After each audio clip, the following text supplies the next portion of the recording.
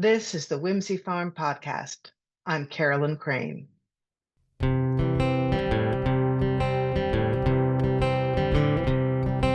a big wide world right out your door. Good people doing good things. Whoa, it's a big, big wide world.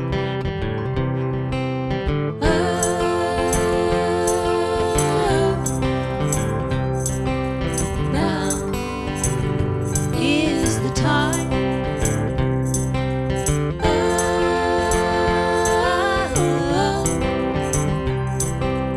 Now is our time. Welcome. On episode 3 today, we speak with Mike Thornton. Mike has worked as a community organizer in California and Nevada. He and I co-hosted a news program at community radio station KVMR Nevada City back in the early 21st century. He went on to host a radio program at KFUG in Crescent City, California. He now lives in southeastern Arizona, in the same town my parents once lived, and he broadcasts out of KBRP in Bisbee. He is widely known for his global political reporting, which often focuses on the marginalized and disenfranchised among us. Hey, welcome to the Whimsy Farm Podcast, Mike Thornton. Hey, cool. I'm really happy to be here. I'm happy to have you here. And I want to start by saying today's a special day. This is going live on May 15th, which would be Utah Phillips's 90th birthday. And this show, this podcast in its entirety, is inspired by Utah's famous words, "Too many people are doing too many good things to afford me the luxury of being pessimistic." And I know that when he said that, you were one of the people he was thinking of, one of the good people doing good things. And I know this because of your work as a community organizer and as your work in community radio. So it's special to me that you, having known Utah for years as I did, are here with me on the anniversary of his birth. Oh yeah, it's well, first off, thank you and thank him for saying that. I mean, I'm going to feel a bit overwhelmed by that, but no, I'm happy to be here, and I think of Utah often, and I think very fondly of him, and kind of see him as one of my role models, and really enjoy being able to know him as Bruce and not just as Utah. That's awesome. I can't say that. I knew him as Utah, but never as Bruce. So that's really you're really in a place of honor to have known both as persona and the man behind the screen, so to speak. Yeah, I feel very honored by that. Okay, so I've been thinking a lot about you as this has been, on deck for us. And I remembered something you used to say back in the day. You would talk about the difference between two words, revolt and resist. And you had disdain for the word resist. You said it wasn't enough. Now, that was over 20 years ago. How are you feeling about those two words today, Mike? I think I actually still believe that, because just resist sounds to me very passive, and I mean, and I realize I'm overstating that a little bit, but it's sort of like this thing is happening and I'm going to resist it, as compared to actually taking affirmative action to stop it and change it. Does that make sense? Yes, but can you talk more about what the difference means, like what it looks like, say, toward resisting 47 and revolting against 47? Well, I mean, well, a lot of that depends on how much risk, I guess, you're willing to take.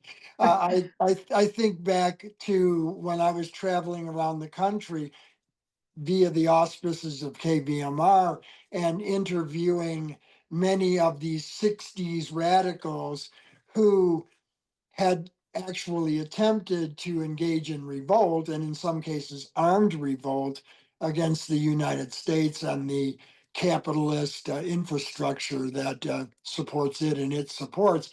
And almost to the man and woman, they were convinced that if they lit the spark, then the masses would follow. And of course, they were absolutely incorrect.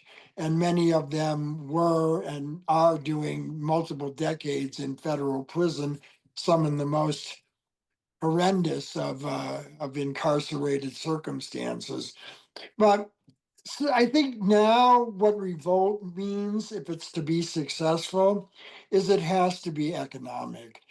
We as a people have to realize that 2/3 of the economy of the United States rests on our buying power or our refusal to buy.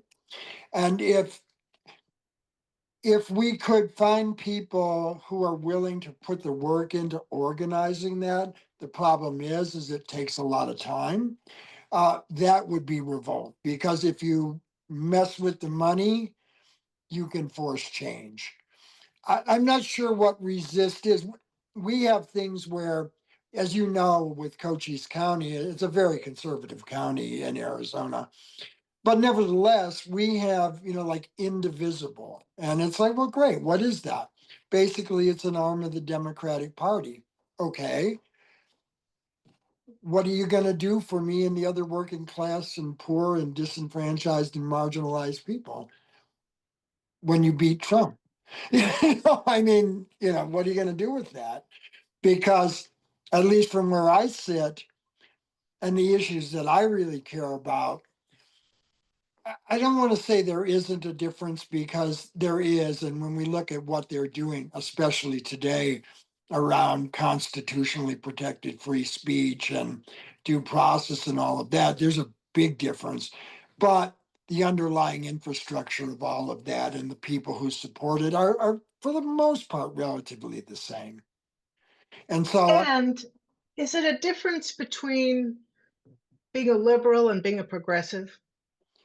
I think it's a difference of, well, progressive has become this kind of squishy word that kind of means whatever it means to different people. I think it's the difference between being a liberal and a leftist, if that makes sense. Liberal being more centrist today. Yeah, I mean, I think liberal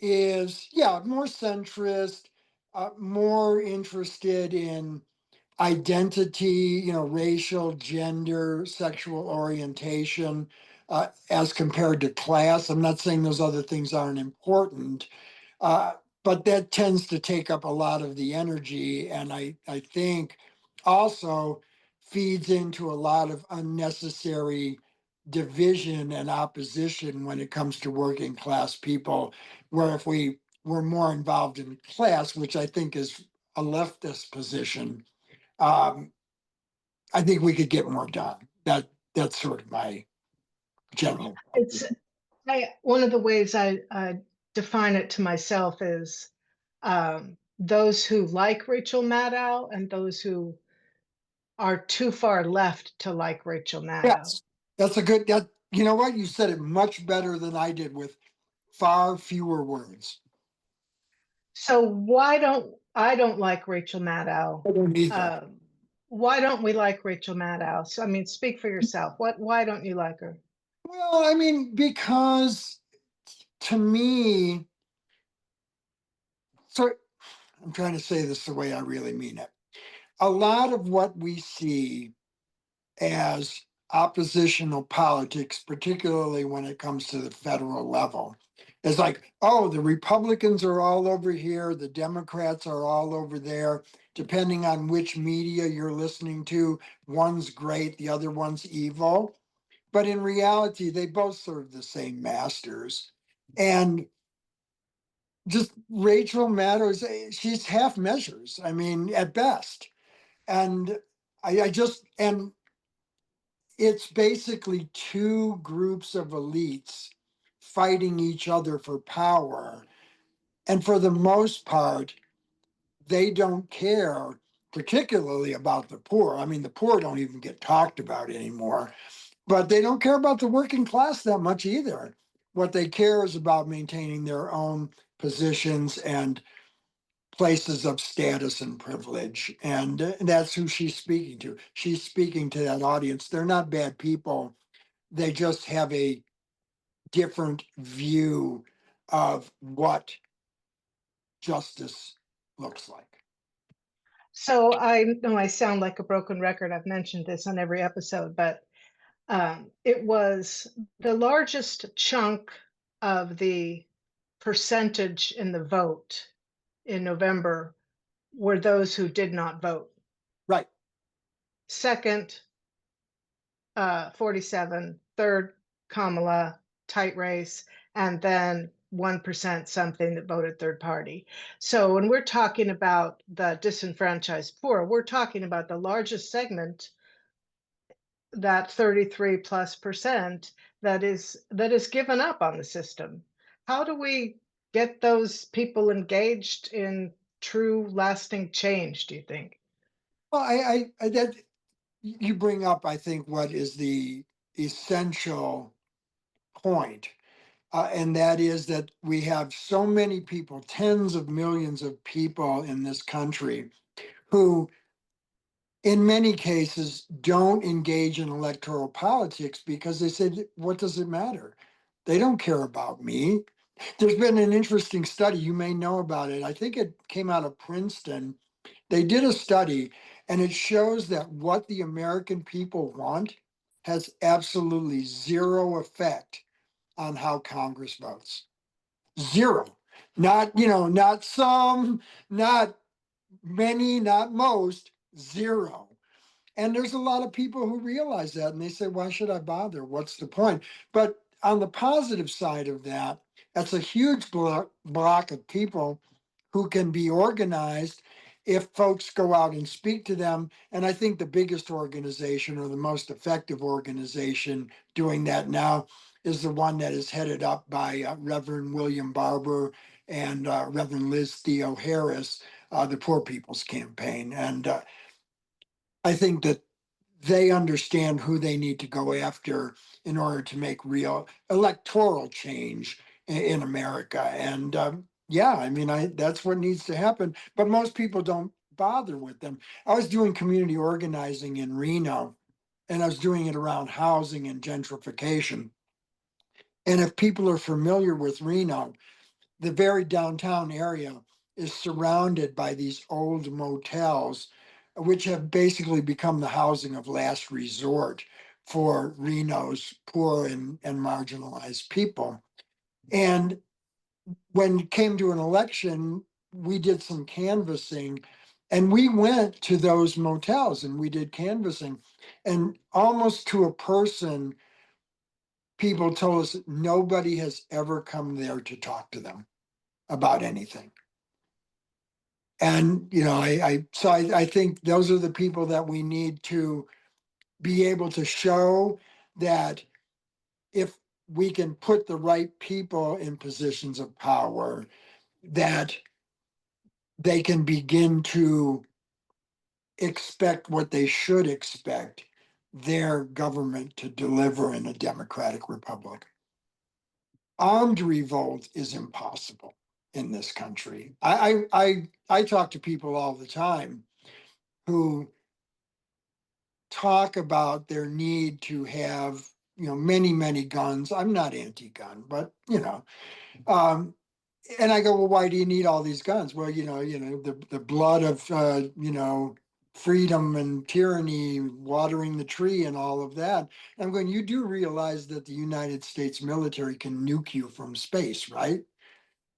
Yeah, so the idea of like armed revolt in this day and age is an impossibility, as much as it was when those 60s radicals thought, well, if we bomb a few statues and things like that, the masses will rise up, and they didn't.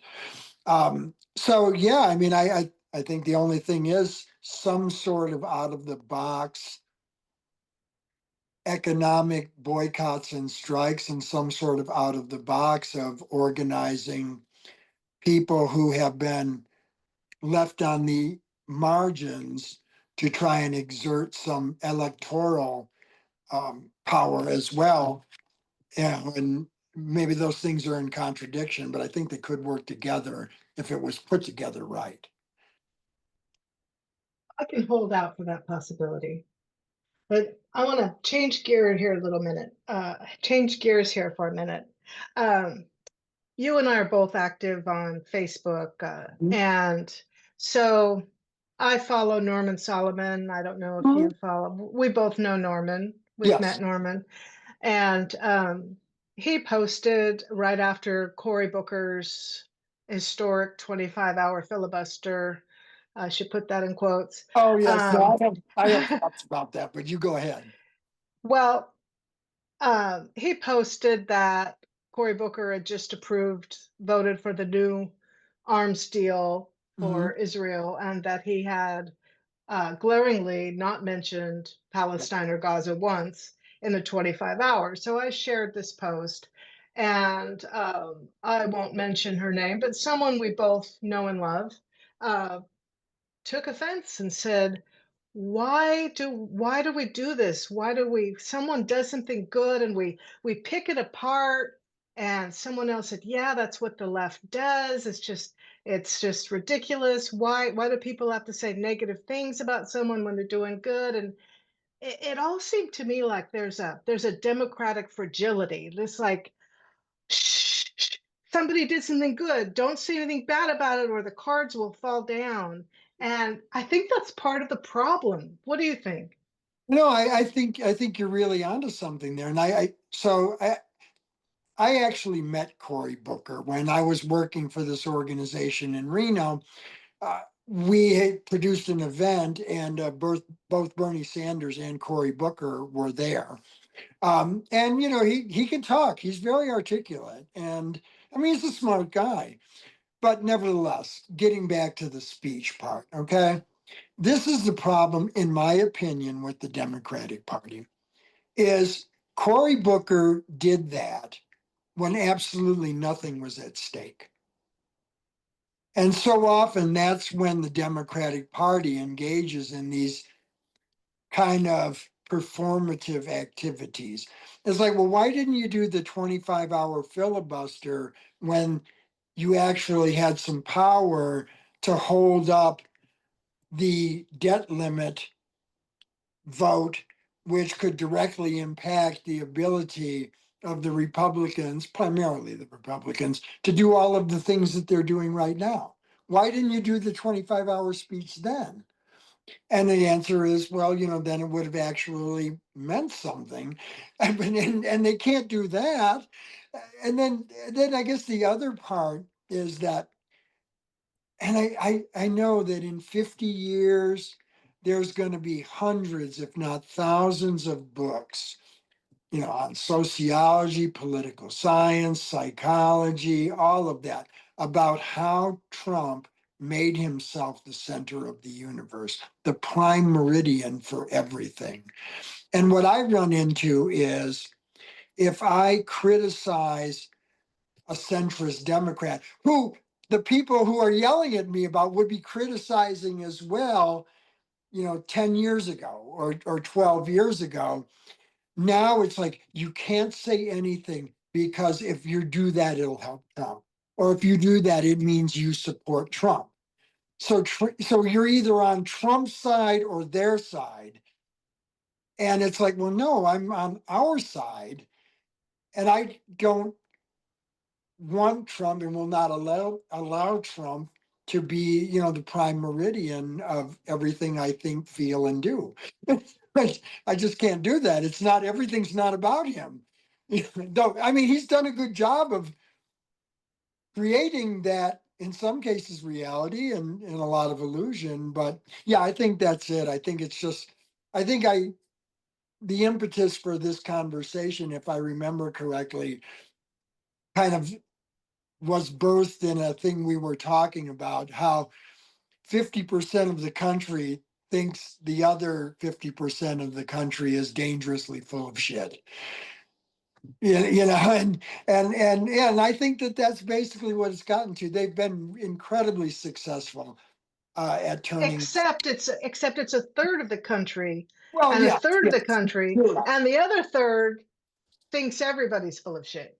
Well, yeah, you're right, and yeah, you know what, you're right. I agree with that completely.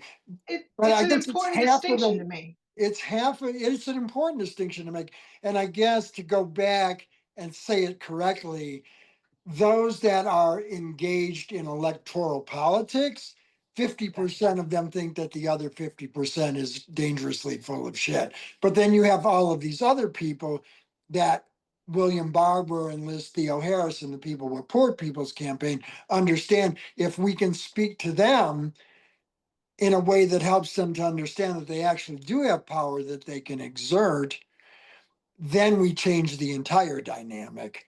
But yeah, and it's really interesting, and I realize I'm digressing, and I apologize for that. So I was doing work in Del Norte County, California. I don't know if you're familiar with it, way up north on the coast. Most people think that Northern California ends at Humboldt, but there's actually more farther north than that. There's Del Norte County, incredibly isolated, incredibly poor. I mean, really, really shockingly so. And one of the things when I was doing all of this community organizing there, I realized, and I'm pretty sure this is true, that the biggest thing that needed to be overcome was the fact that most of the people there had absolutely no hope. They had no hope or no understanding that the government could or should be working on their behalf as well. And there you have the history all the way back to, genocide of the native people up there. And there's a lot. And it's just that the first thing that has to happen in many of these cases is finding a way to ignite that spark of hope and possibility in people before you can ask them to go and engage in like political work.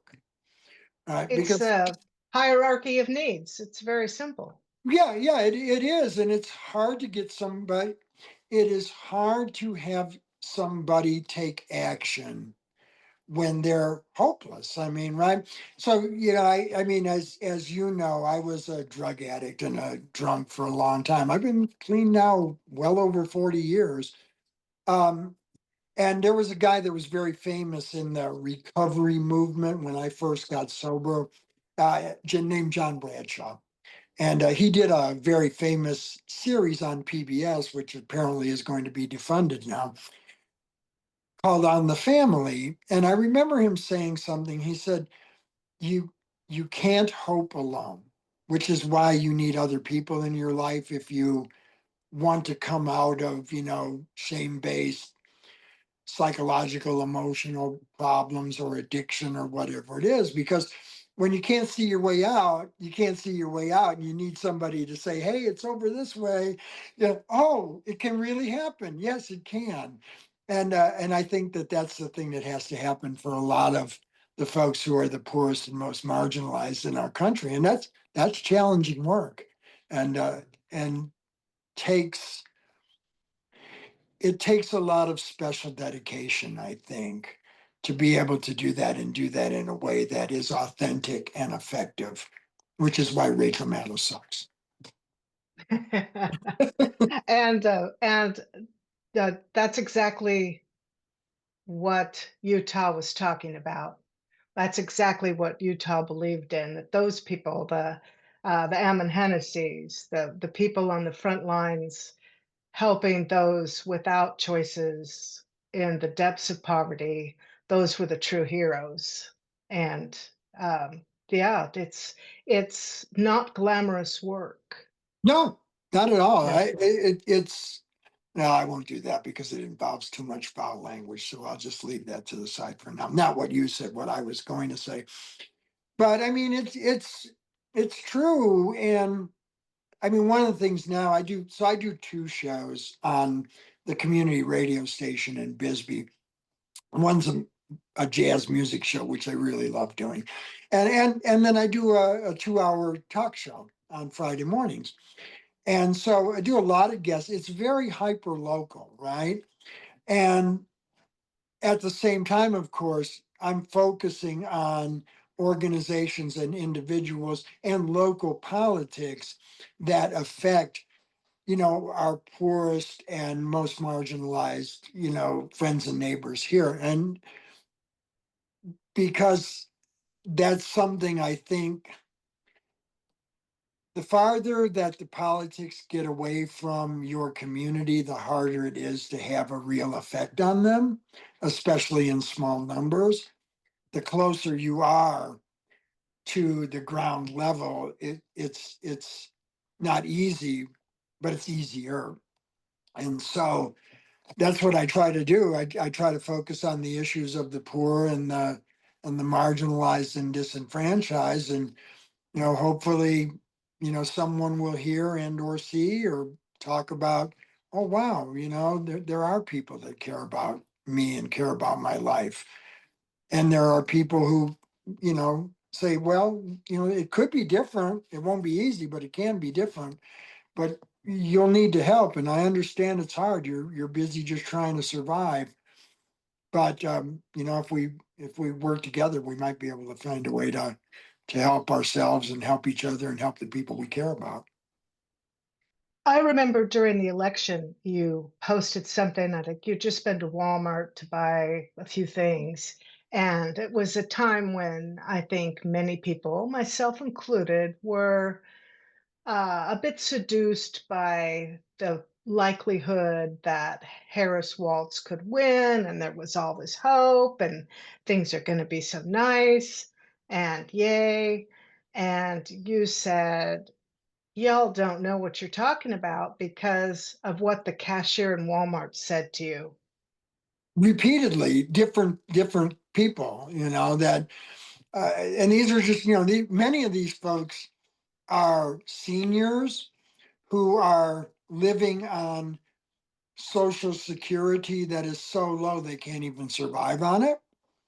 And it was very clear to me, people were expressing their hope and support for Trump, and they were committed, and they weren't committed because they're racist. They weren't committed because they hate gay people. They weren't committed because they hated immigrants. They wanted somebody who was going to bully the bullies that they feel have been bullying them for years.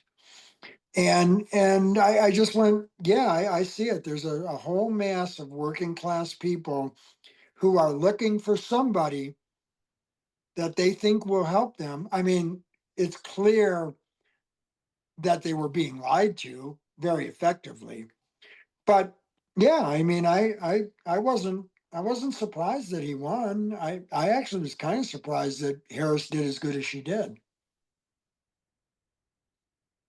Well, we were both also very open on Facebook about where we cast our vote. Yeah, And you are in that 1+% that yeah. has been vilified by the Democrats. And well, I want to say, I don't remember who said this, but I thought it was right on. If you voted for Trump, you may not be racist, but racism for you was not a deal breaker. If you voted for Harris, you may not be pro genocide, but genocide for you is not a deal breaker. And if you voted third party, that may not be true. And I know other people that you know too that you would consider far left held our noses and voted for Harris for trans people, for national parks, for all these reasons beyond uh, the fact that genocide was no longer genocide was a given. Whoever won was the genocide was going to continue. So why not save this and that and that? Mhm. And for you, and I respect you for this, Mike, genocide was a deal breaker. Can you talk a little bit about that? Yeah. Genocide is a deal breaker for me, and it wasn't because I expected Trump to be any better. I figured he probably would be worse, and one could argue that he is. But genocide's a deal breaker for me. And part of it is, as you remember, I was fortunate enough to travel to the Middle East on a couple of occasions. And one of those, I was in the West Bank in Israel, and I was able to see what was being done to the Palestinians with my own eyes. And then also in Beirut in the Shatila camp. And, there are broader issues in the Middle East when it comes to the Palestinians. But, so I saw what was being done. And then when you look at what has been going on for the last, I guess, year and a half or however long it's been, I can't vote for someone who says it's okay for that to go on and have the American taxpayer pay for it. And I just couldn't. I just couldn't do it. And I live in Arizona, which is a swing state. And so, I had people going, well, oh my God, you support Trump. No, I can't. If she would have spoken out against genocide, I mean, she doesn't have to say, I want the state of Israel to no longer exist. I mean, I'm not necessarily saying that myself. But if she would have spoken out against genocide and saying that the US cannot support genocide, ethnic cleansing, the bombing and starving of innocent women and children, then I could have conceivably voted for her. But she wouldn't do it. The Democrats would not even let a pro-Palestinian speaker who was going to make the most mild remarks possible at the Democratic convention. They would not even let somebody like that on stage. And it's like, well, and this is what you want me to vote for? Can't do it. Well, I live in Michigan, very near Detroit, which has a huge Arab American population. And those people voted, as you did, for Stein and Ware. If Harris had said no to genocide, they would have voted for her. This is an openly recognized fact. The only reason they didn't is because she wouldn't say that. Michigan, also a swing state, barely went to Trump. Mm-hmm. So it would have gone to Harris, and possibly the election would have gone to Harris. Do you think I'm overstating it in saying that her position cost her the presidency? That's a good question. I mean, it certainly contributed, I think. I think it would be hard to deny that it contributed. I mean, I think there are other things too. I mean, you had all of this momentum going on with Biden and all that, and he's in, then he's out, she's in, she's out. I think a lot of people resented what they saw as installing her as the candidate without allowing for any real challenges to her. And she's a bad candidate. She just wasn't very good at it, in my opinion.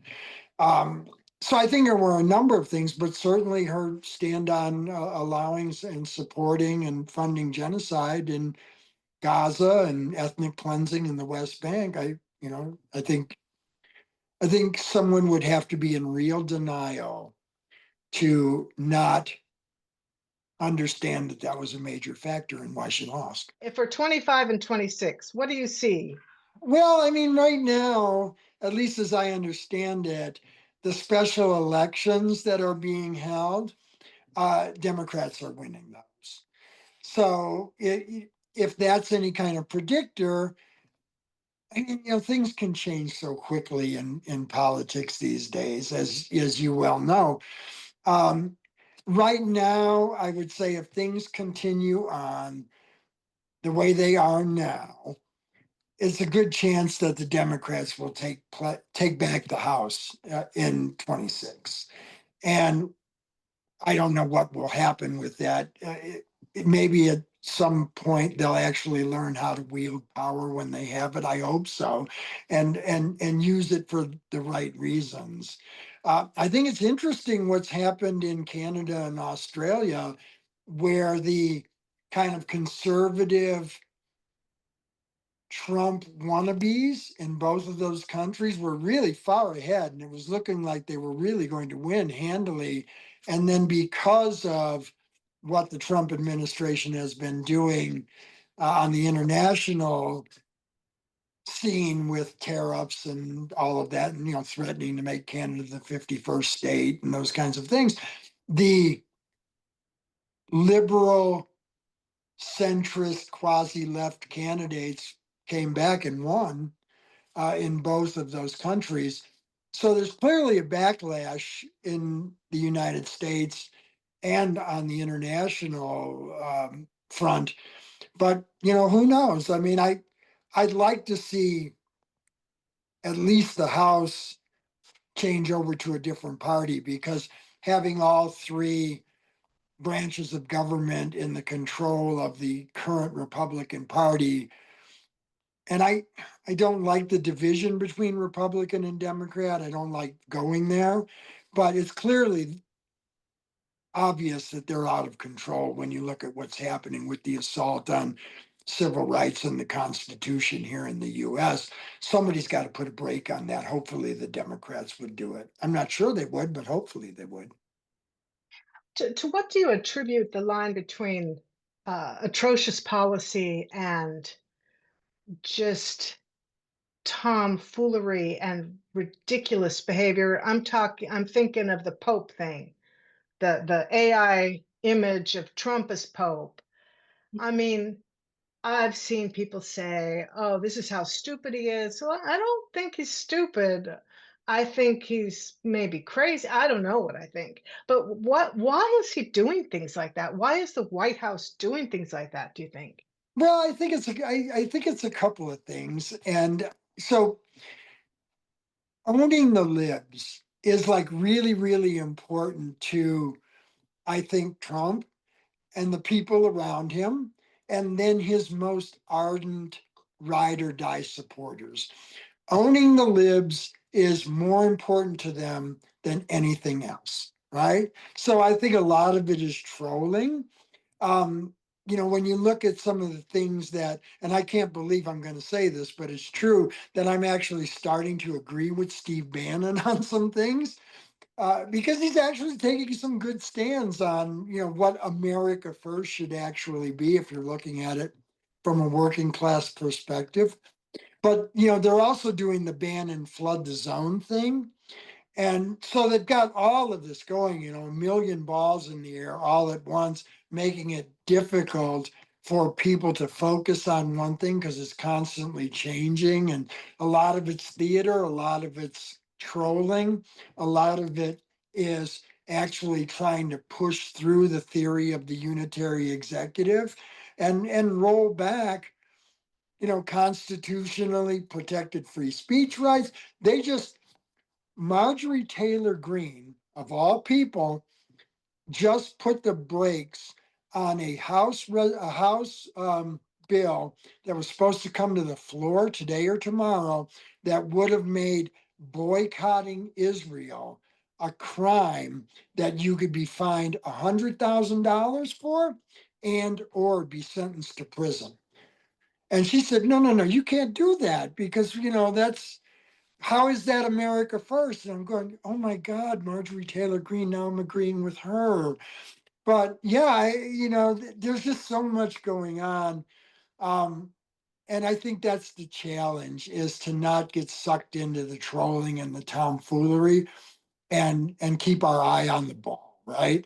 And to me right now, that's grabbing people like they grabbed this one. I'm not sure where she was from, but I mean, she's a legal resident of the United States.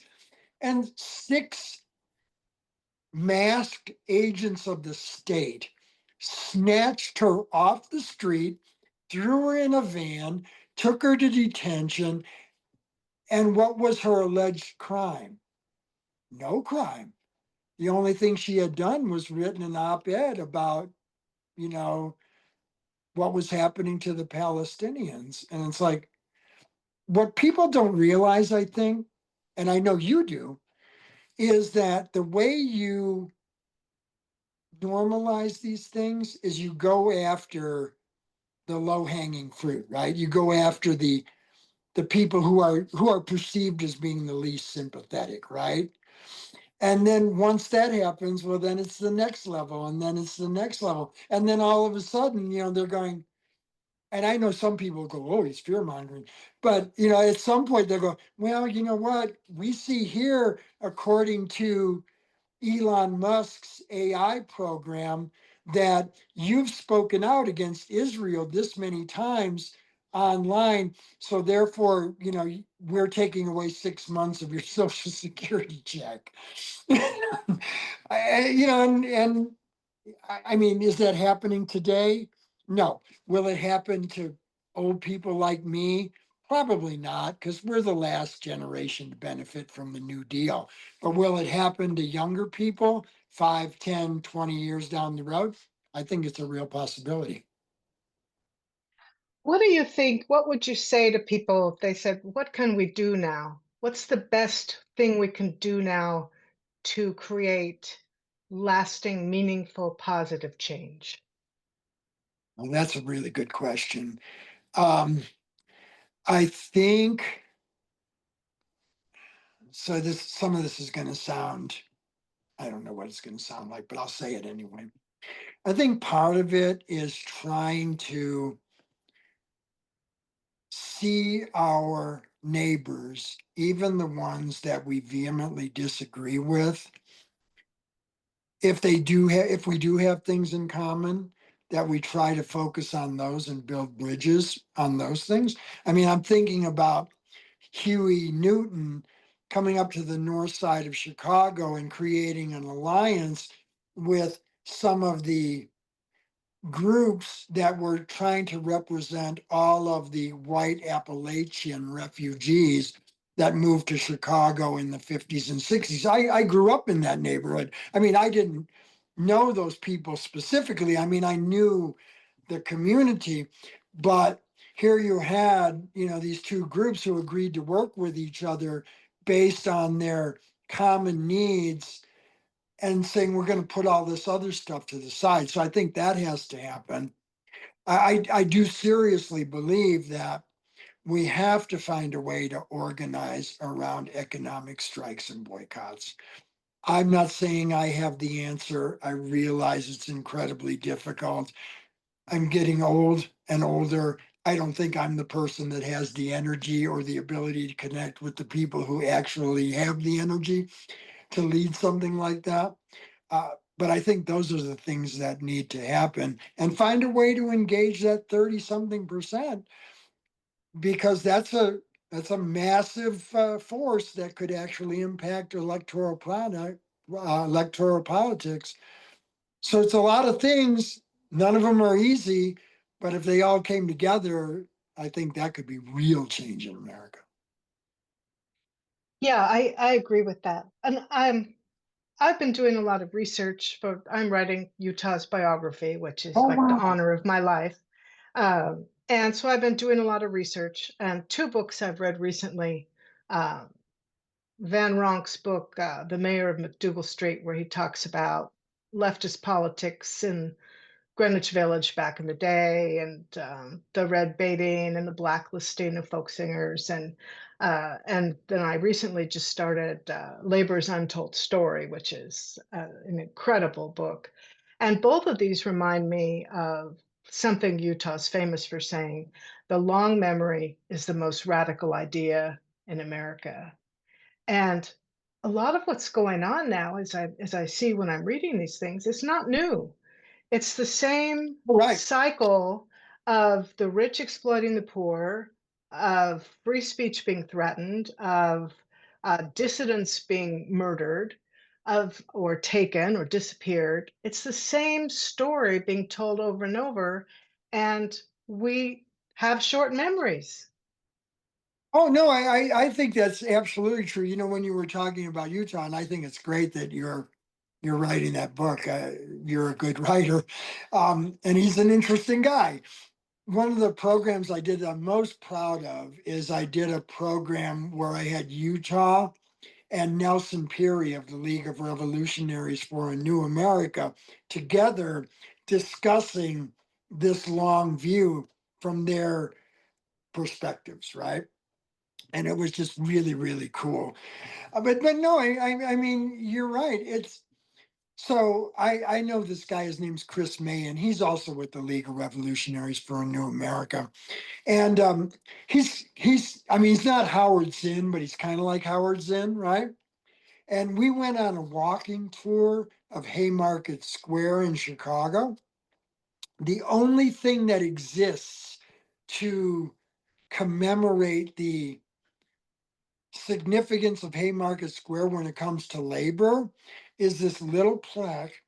It is in the sidewalk, cracked sidewalk, next to an alley with weeds growing over it, right?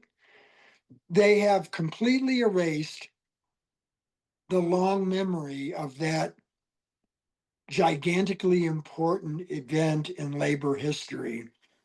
They've tried to rename the place. It's no longer Haymarket Square. I think it's called Westgate now. They there has been a ton of erasure going on for a long time, and I think Public Enemy, at least that's where I heard it, in one of the pieces that they do. Somebody says the race that controls the past controls the living present and therefore the future. And what I would say is the class that controls the past controls the living present and therefore the future, right? Um,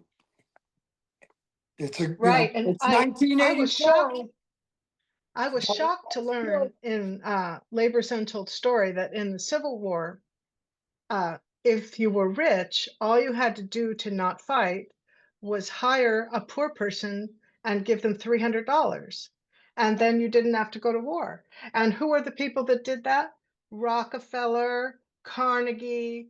And that's where they made their millions. That's where they started their empires. It's like, oh, these are the same names I hear on the foundations that support National Public Radio, thanks to the Carnegie Foundation, thanks to the Rockefeller. And like, oh, this is where they got their money out. The blood of poor people they sent to die in the Civil War while they then looted, destroyed the unions, and looted the working class, oppressed the miners, murdered them. They did all these things. And now aren't they nice? They give money to National Public Radio. Yeah, it's really interesting because I don't remember where I read it, but one of the things about philanthropy in the ruling class is that more often than not, the majority of money that they donate to charitable institutions are things that support their lifestyle. Like high-end art museums, like the opera, things like that, like NPR. As Mumia called it, National Police Radio or National Petroleum Radio, but that's a different story. I read a book relatively recently by Professor Michael Saldan, and it's called What Money Can't Buy. And basically, he gives lots and lots of examples of how wealthy people are further and further removed from the daily lives, trials, and tribulations of the working class and the poor, because nobody waits in line for tickets to go anywhere. They do it online.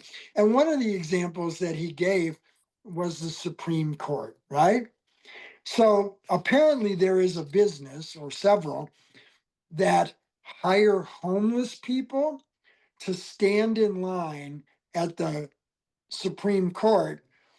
And then right before the court's getting ready to open, then the wealthy, politically connected people show up and trade their ticket, and then they're in line and the poor person goes away.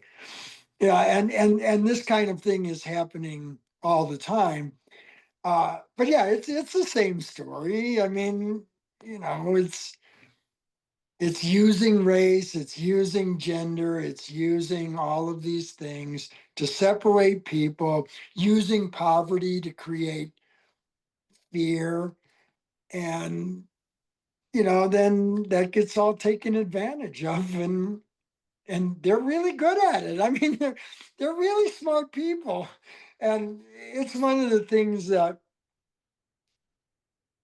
I think they're really good at it. And we need to get better at what we do if we want to at least try to fight on some sort of an even level.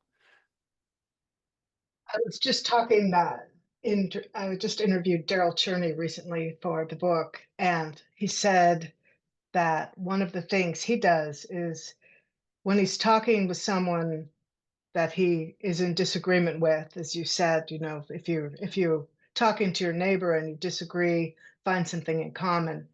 I love the way he put it. He said, try to find the truth, some truth. Try to find some truth in what they're saying and build a conversation on that mutual truth.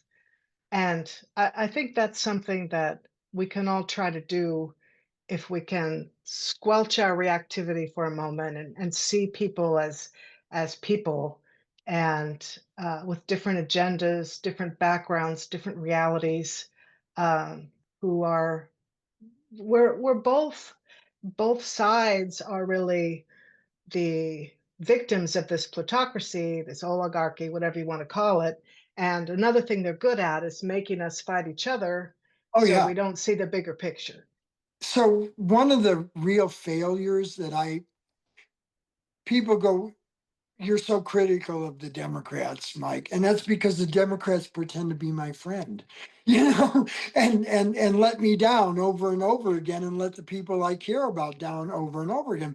But anyway, the point I'm trying to get to is that one of the, in my opinion, biggest failures of liberal politics is the premise that everybody else has to be pure of heart, mind, and soul before they can be deemed to be able to participate in public activities, public politics, accepted into polite society, and it's like, I don't care what you think. I don't care what your soul has in it or your heart. What I care about is what you do. And if you have certain beliefs that I don't have, that's fine, as long as you're not using them to like hurt other people. Keep your beliefs. I don't care. Keep your religion. Live by what it tells you to live by. You're completely free to do that, even if I completely think it's ridiculous. As long as you're not using it to hurt somebody else, you don't have to purify your heart and soul and mind to my standards before you get to be an American. I mean, I don't know if that makes sense to anybody but me, but I just think that that's a big thing that a lot of people really react against, which I think very, very much helped lead to Trump. I think there's a lot of culpability there. You know what I mean? I do. I do. Closing remarks, Mike Thornton? Oh, well, first off, it's really great to talk to you.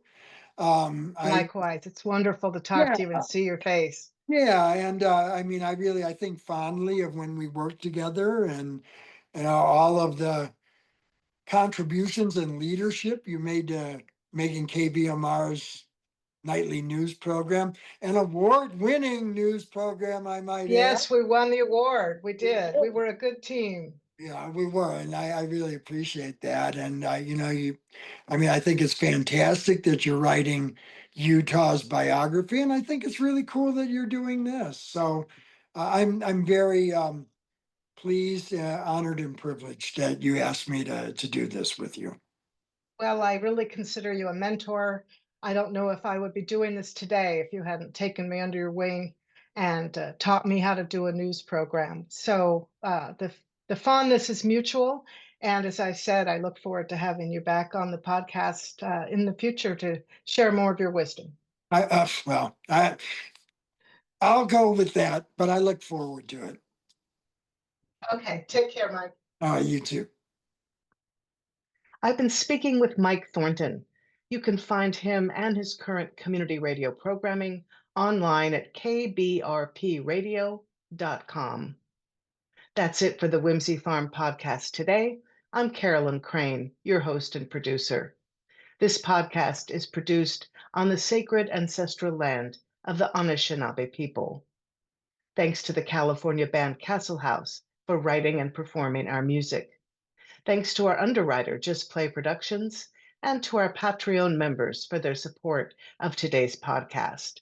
If you'd like to offer your support, please visit our website, whimsyfarm.net, and click the Patreon link to find a level of support that's right for you. There is also a free membership level. You can email me through the website as well. That's whimsyfarm.net. The Whimsy Farm Podcast airs the 1st and 15th of each month on our YouTube channel, Carolyn Crane and Whimsy Farm, and wherever you find your favorite podcasts. You can find links to audio and video and Patreon at whimsyfarm.net. Next month, we celebrate Pride with 2 episodes. On June 1st, we'll welcome author Catherine Bond Stockton.